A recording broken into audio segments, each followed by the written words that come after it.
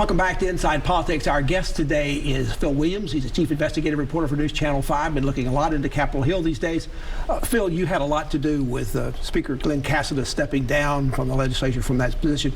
But there's been a lingering story about him when he was Speaker. The House was set to vote on a bill to establish a school voucher program for Nashville and Memphis. That did pass, but has now been tied up in courts and still before the Supreme Court.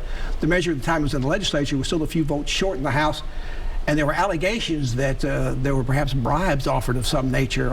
Where does that stand right now? Is that investigation still going on? We don't know the answer to that for sure, but typically the FBI will use one scandal as an entree to get to a larger scandal.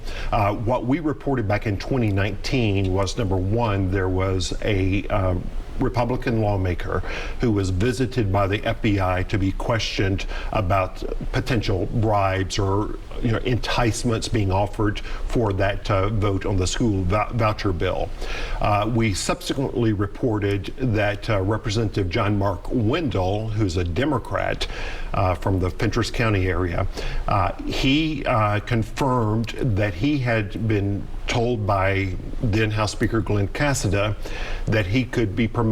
Representative Wendell's a member of the National Guard, that he could be promoted to general if he voted for that bill. And there's some late breaking news that indicates that there's some substance to that because another lawmaker claims he overheard that in conversation. That's right. In a new report with the Tennessee Lookout, which is an online news source, Representative Kent Calfee, who we were discussing earlier, has said he overheard that conversation.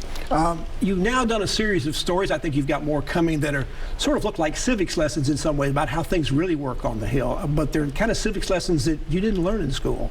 That's right. I mean, I think we're taught a certain noble view of government, in civics, and I think we're really getting at how the system really works, how political fundraising is so intertwined with lawmaking, how laws are passed where even the sponsors don't really understand what their legislation does because it's handed to them by a lobbyist. Well, there have been reforms over the years. There have been laws passed that say, well, this will help fix the problem. And one of them, they finally sort of legalized in Tennessee that corporations could make contributions. But lobbyists couldn't do that. But now most of the money that they get through this fundraising comes through PACs. And most of the lawyers run the PAC. Most of the lobbyists run the PACs, right? So, I mean, it's kind of like it went around the corner, but it still got to the same front door. Yeah, Debbie Gould, who's with the Tennessee League of Women Voters, called it a kind of legalized money laundering because in 2006, the legislature said lobbyists cannot make contributions to the governor or to lawmakers. So what happened was the lobbyists said, okay, fine, we'll set up political action committees, put the money into the PACs, and then the PACs can give. So it's a pass-through. It's essentially the same thing where lobbyists are giving money to lawmakers, when they're trying to influence them, but it's now legalized, and it's really not in the interest of those in power to do anything to change that situation because they depend upon that money so heavily. You mentioned how powerful this particular legislature is because of the dominance of one party. Your stories also lay out a continuing explosion of money being spent on Capitol Hill for lobbying purposes, not necessarily just to go to campaigns, but to have somebody up there either passing or keeping from passing legislation they don't like. I mean, it's pretty astounding to see how much that's grown over the last few years. Absolutely. I mean, we estimate, again, because these lawmakers make the laws, and their laws say that lobbying entities do not have to disclose the exact amount that they give. They have to disclose ranges. And so by picking the midpoint of those ranges, we were able to estimate that about $60 million is spent every year just on lobbying activities, just to influence these lawmakers. Theoretically, because of those ranges, it could be as much as $120 million a year.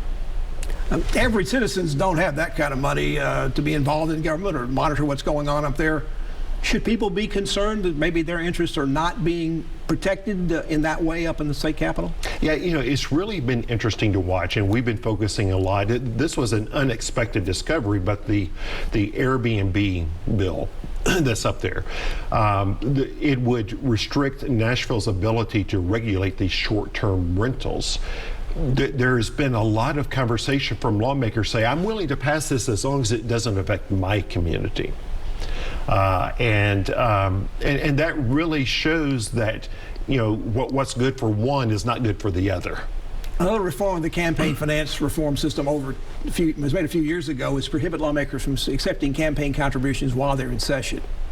So what you have is all these fundraisers being held the week of or a few days before session starts. I mean, it's like an entire week of nothing but receptions and things to go to. I mean, it's really quite a show. It is, and that was one of the pieces that I was most proud of as part of this revealed investigation, was spending 2 days just out on the streets, going, you know, to these fundraisers and showing how it really works. Because, you know, back in the old days, you might have a big vote coming up, and then these lawmakers would schedule a fundraiser the night before the vote. You know, that was pretty blatant. Here, now that there are no longer in-session fundraisers, it just gets moved back to pre-session. So these lobbyists who are wanting to influence the upcoming legislative session, they, you know, and I've been told by lobbyists, they feel this need to show up with checks in hands to show their support for the people in power. Now, these gatherings are completely legal, but when you tried to take your cameras inside some of them, they didn't want you to come in. They wouldn't let you come in with the camera. You know, the Democrats, which they only had one such fundraiser, they allowed us in, but the Lieutenant Governor, the Speaker of the House, other members would not let us in, and I think it's because it captures a cozy relationship that they really don't want their constituents to see. But isn't it weird that they would decide not to let you in? I mean, the optics they don't look any different than any other reception you go to, but by not having you come in and you telling that, doesn't it sort of give the feeling that something's going on there that maybe shouldn't be going on? I'll leave that to the viewer to decide, but, you know, certainly I was surprised. I thought that they might say, you know, what we're doing is completely legal, come on up. Phil Williams is our guest on Inside Politics, the investigative reporter for News Channel 5, the best investigative reporter in Nashville and maybe the whole country. Back to continue our conversation with Phil after this break.